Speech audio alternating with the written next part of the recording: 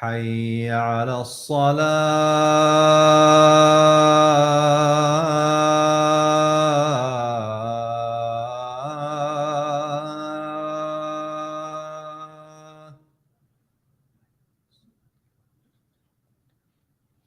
حي على الصلاة.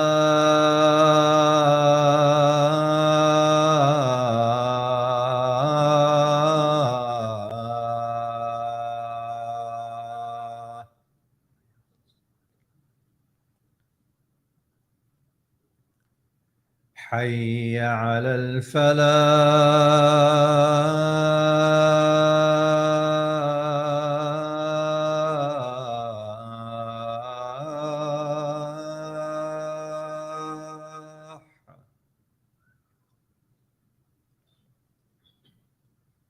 حي على الفلاح.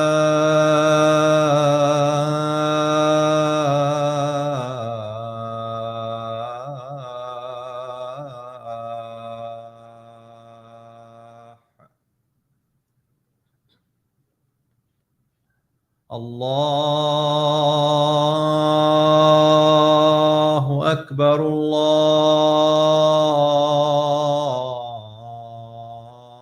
الله أكبر. لا إله إلا الله.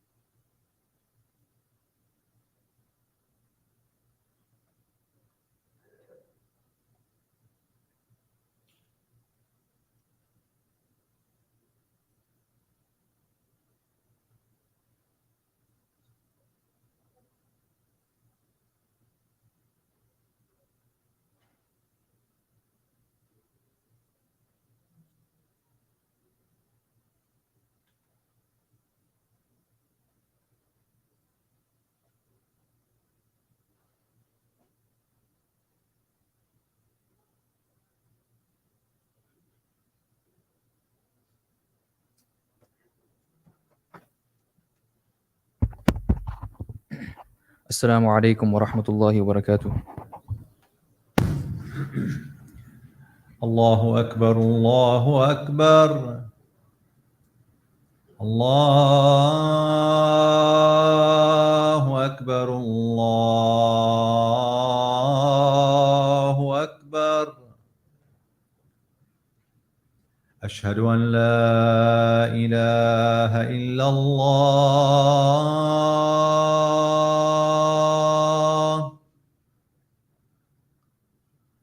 أشهد أن لا إله إلا الله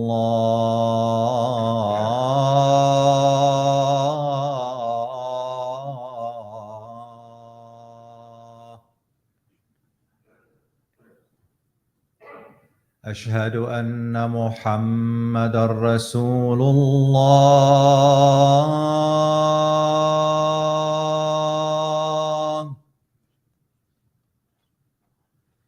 أشهد أن محمدًا رسول الله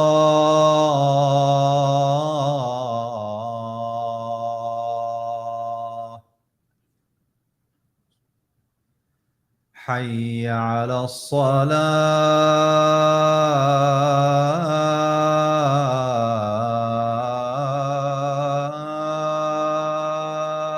الصلاة حي على الصلاة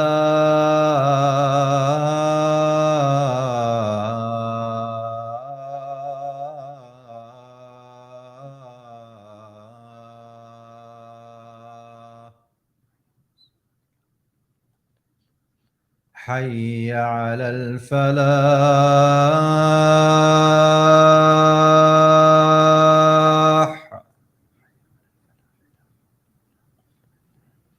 حي على الفلاح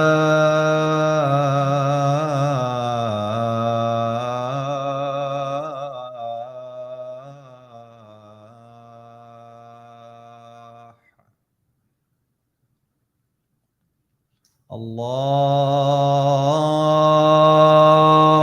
أكبر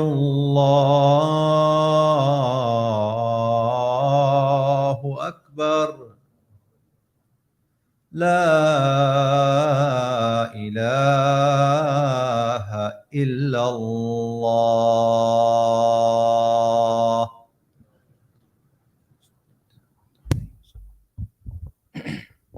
الحمد لله نحمده ونستعينه ونستغفره ونعوذ بالله من شرور أنفسنا ومن سيئات أعمالنا. من يهده الله فلا مضل له ومن يضلل فلا هادي له، وأشهد أن لا إله إلا الله وحده لا شريك له، وأشهد أن محمدا صلى الله عليه وسلم عبده ورسوله. قال الله تعالى: يا أيها الذين آمنوا اتقوا الله حق تقاته ولا تموتن إلا وأنتم مسلمون. وقال الله تعالى: واتقوا الله الذي تساءلون به والأرحام إن الله كان عليكم رقيبا. وقال الله تعالى: يا أيها الذين آمنوا اتقوا الله وقولوا قولا سديدا يصلح لكم أعمالكم ويغفر لكم ذنوبكم، ومن يطع الله ورسوله فقد فاز فوزا عظيما. إن أصدق الحديث كتاب الله، وأحسن الهدي هدي محمد صلى الله عليه وسلم، وشر الأمور محدثاتها، وكل محدث بدعة، وكل بدعة ضلالة، وكل ضلالة في النار. أما بعد، قال النبي صلى الله عليه وسلم: يا أيها الناس أفشوا السلام وأطعموا الطعام وصلوا الأرحام وصلوا بالليل والناس نيام تدخل الجنة بالسلام.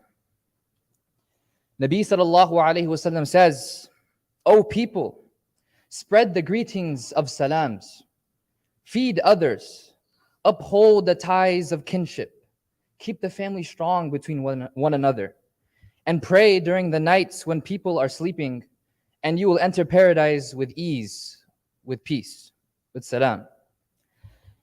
And so this hadith is narrated by Abdullah bin Salam radiallahu anh, that he says that Nabi sallallahu alayhi wasallam, he entered into Medina for the first time, and everyone was coming out their houses to catch a glimpse of the face of Nabi sallallahu alayhi wasallam. And when he saw the face, the beloved face of Rasulullah sallallahu alayhi wasallam, he knew right then and there that this face wasn't the face of a liar.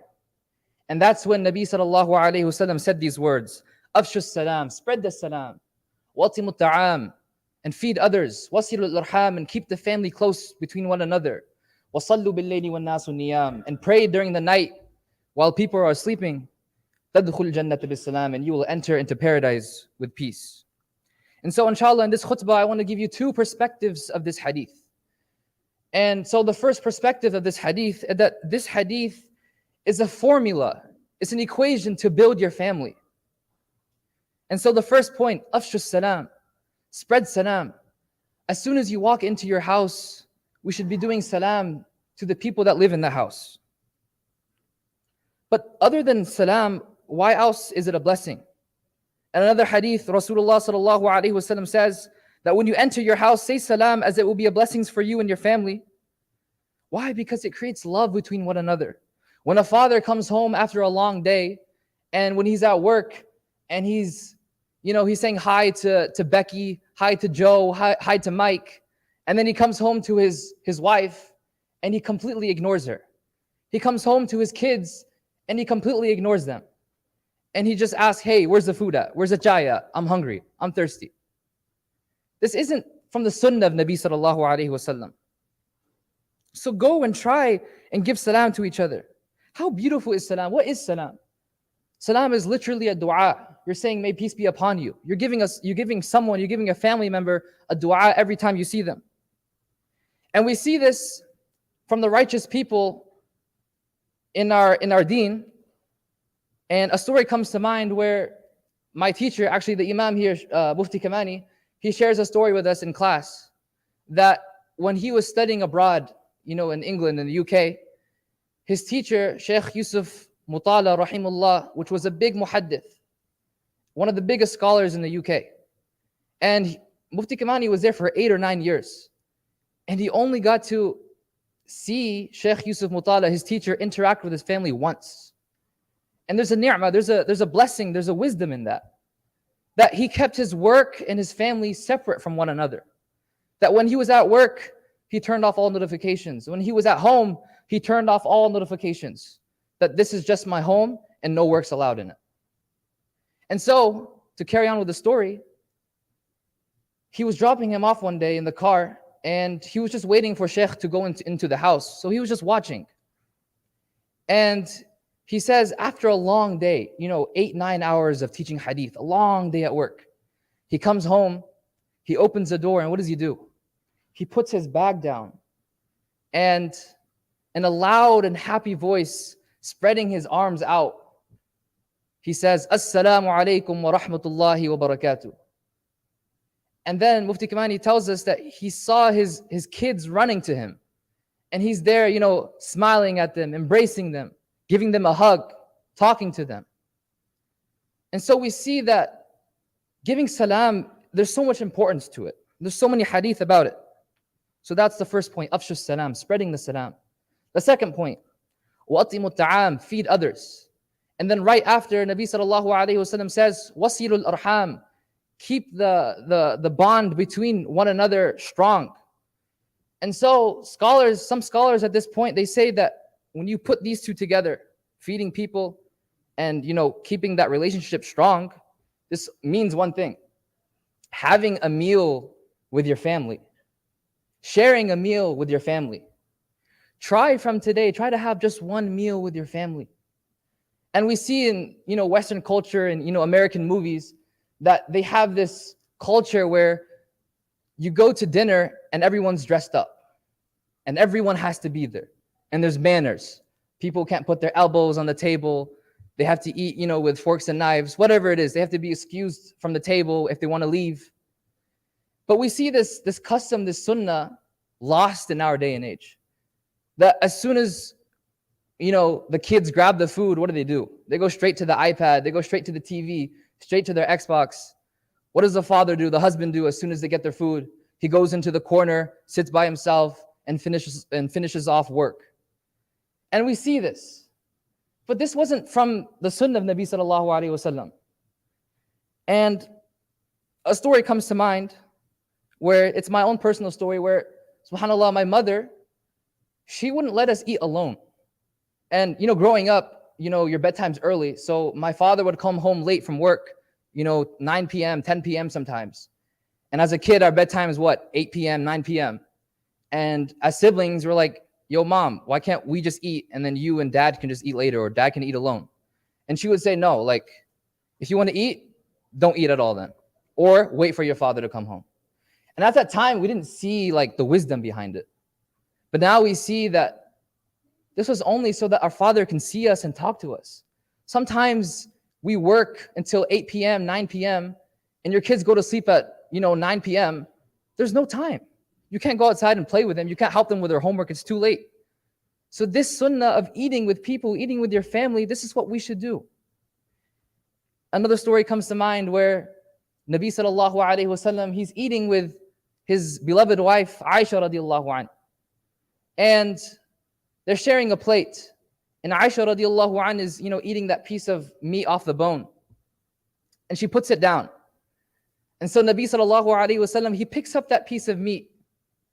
And he's still not looking at her. He's looking at her with the corner of his eye. Not looking at her. Creating a moment of romance. And he grabs that piece of meat and he's just rotating it. Still not looking at her. And then he finds that place where she bit, and he puts it in his mouth and he bites it. And then he puts it down. And Aisha radiallahu anha, she starts blushing. And her cheeks turn red. And that's when he famously gave her that nickname, Ya Humayra, the one who blushes, the one with two red cheeks. So this moment of, romance, this love, came from eating together, sharing a plate. And there's so many sunnahs that we can do with just eating. If you open any hadith book here, and you look at the chapter of ta'am and, eating and drinking, there's so many sunnahs. Eating on the floor, eating with your right hand, eating with 3 fingers, this and that. There's so many. But inshallah, today I just want to tell you guys one sunnah, which is eating with your family. And see how it changes your family. See how much stronger and closer they become. This is a time where, as a father, you're losing that relationship between you and your daughter, you and your son. You can never talk to him. This is the time to talk to them at dinner time. This is, hey, how was work? How was school today? How was soccer? I know I couldn't be there for your game. Did you score today? That's it. It's simple. So go and try and have a family meal together. Whether it's breakfast, whether it's lunch, whether it's dinner, just one meal, go and try and have it. So that was the second point, mixed with the third point. وَطِمُ الطَّعَامِ وَصِلُ الْأَرْحَامِ. And the last point, وَصَلُّوا بِاللَّيْلِ وَالنَّاسُ النِّيَامِ. وَصَلُّوا بِاللَّيْلِ. What does that mean? Pray at night, وَالنَّاسُ النِّيَامِ, when the people are sleeping. So what does this mean? What is Nabi sallallahu alayhi wasallam trying to say here? This is talking about tahajjud. Tahajjud, what is tahajjud? Tahajjud is the extra nawafil prayer that you pray after Isha and before the Fajr. And it's the hardest prayer to pray. Getting up at 2, 3 a.m., 4 a.m. before Fajr. Fajr already itself is difficult. But to get up before that, it's very hard. But the reward is countless. And in another hadith, a hadith Qudsi, where Nabi sallallahu alayhi wasallam says that Allah subhanahu wa ta'ala, He comes down to the lowest heaven. And He says at the last third of the night, who will call upon me that I may answer to him? Who will seek of me that I may give him? And who will seek my forgiveness that I may forgive him? So if you really want to change that connection, if you really want that, that love that you had with your wife, on the first day that you met her, that love that you had with your son the first day you held him in your hands.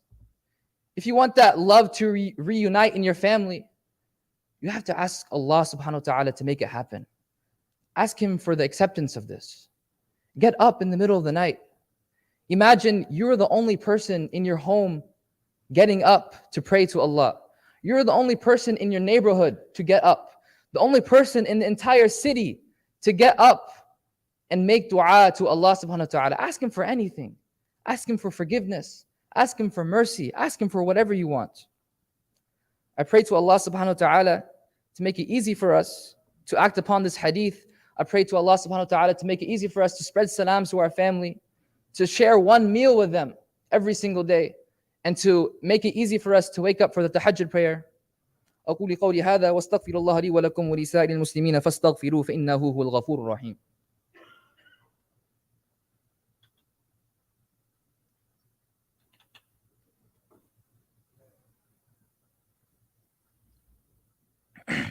Alhamdulillah.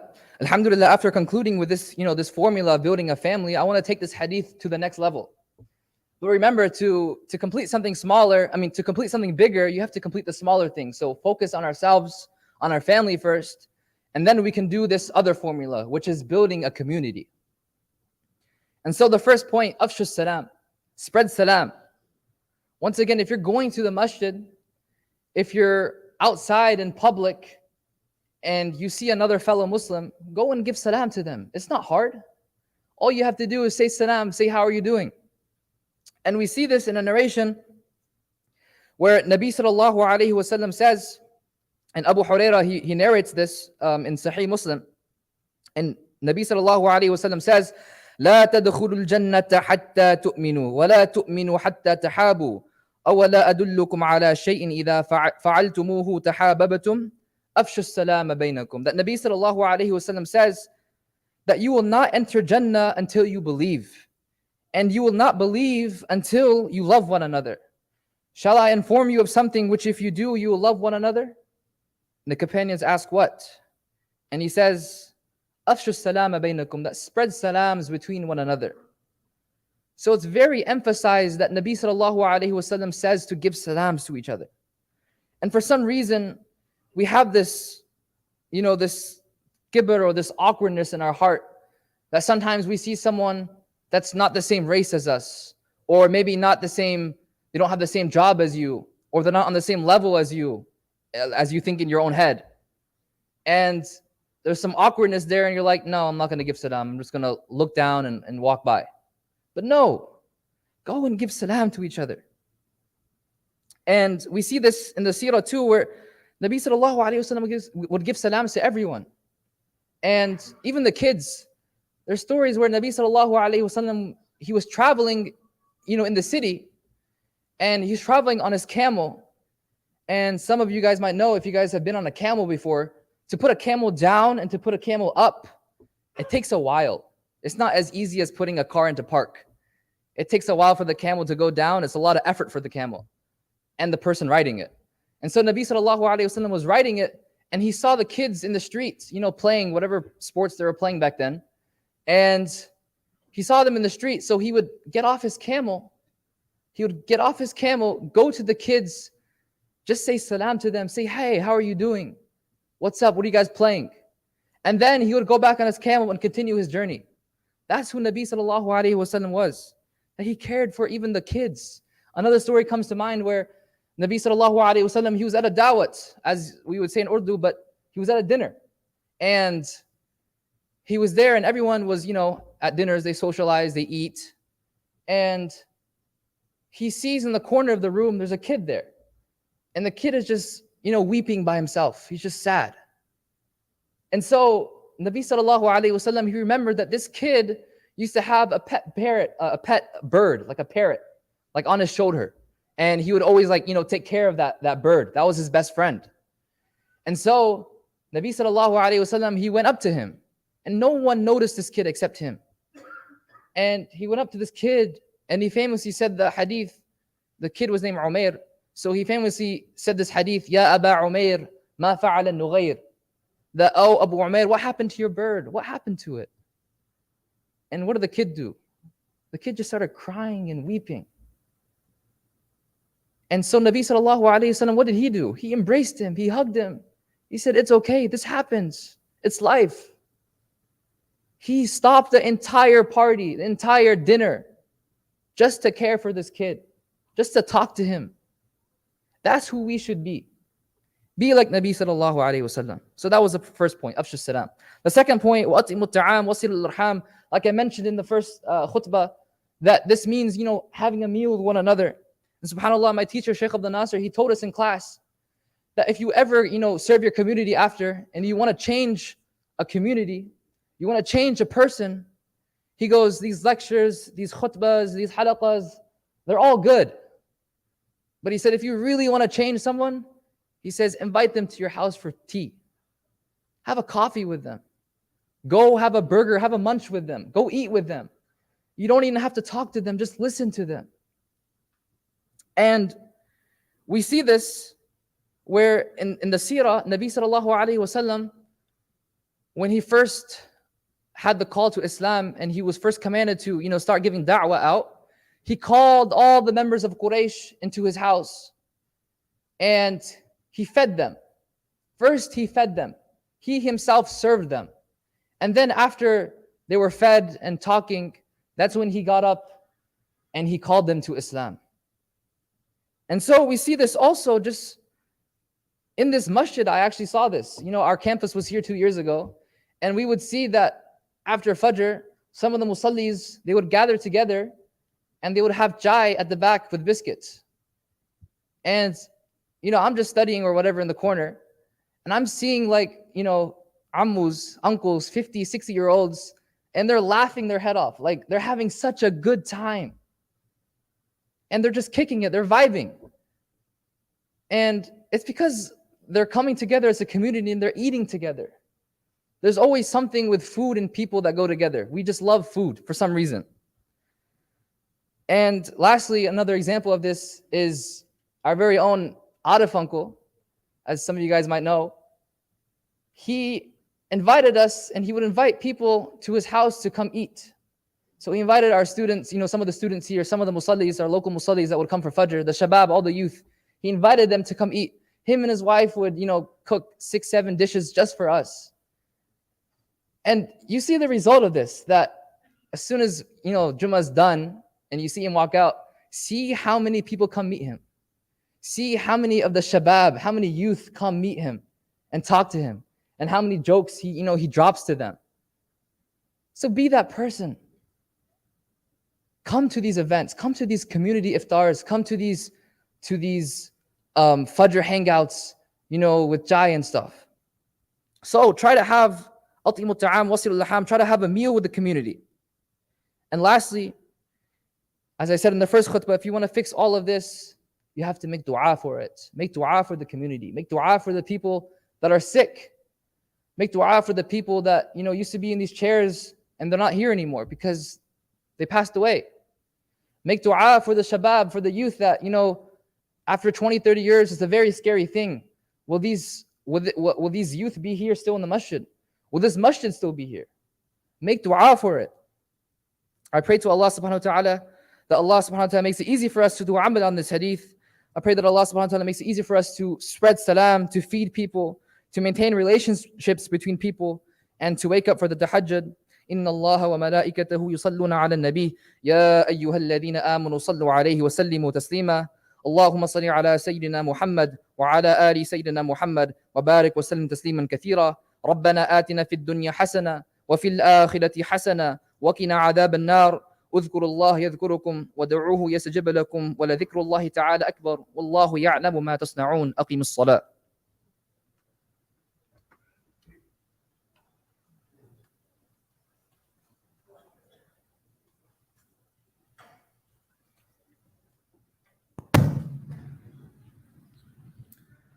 الله أكبر الله أكبر الله أكبر الله أكبر أشهد أن لا إله إلا الله أشهد أن لا إله إلا الله أشهد أن محمدًا رسول الله أشهد أن محمدًا رسول الله حي على الصلاة حي على الصلاة حي على الفلاح حي على